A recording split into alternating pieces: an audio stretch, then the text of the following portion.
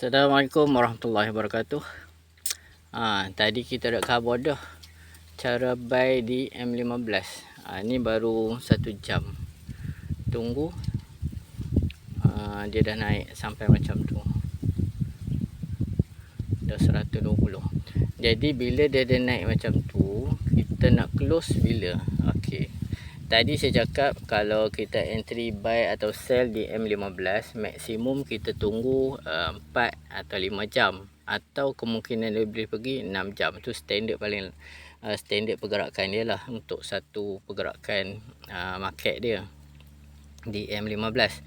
Jadi kalau kita buy dalam trend sell di M15, kita tak perlu tunggu 5 atau 6 jam sebab dia dalam trend sell.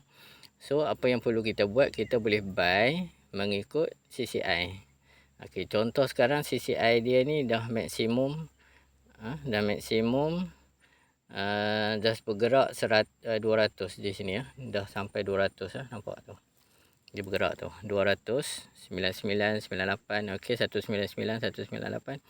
So dia dah melebihi paras 175. Bila melebihi paras 175, itu menunjukkan CCI dia sudah maksimum dan kemungkinan besar price akan segera turun semula. Jadi apa yang perlu kita buat adalah kita close entry yang di sini tadi dan kita tunggu untuk masuk sell semula.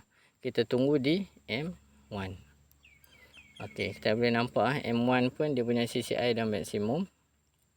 Dah maksimum. Dari bawah dia naik, dia buy sampai maksimum, so dia akan turun semula. So si M1 ni price dia akan turun semula sebelum dia naik, ataupun dia akan terus turun.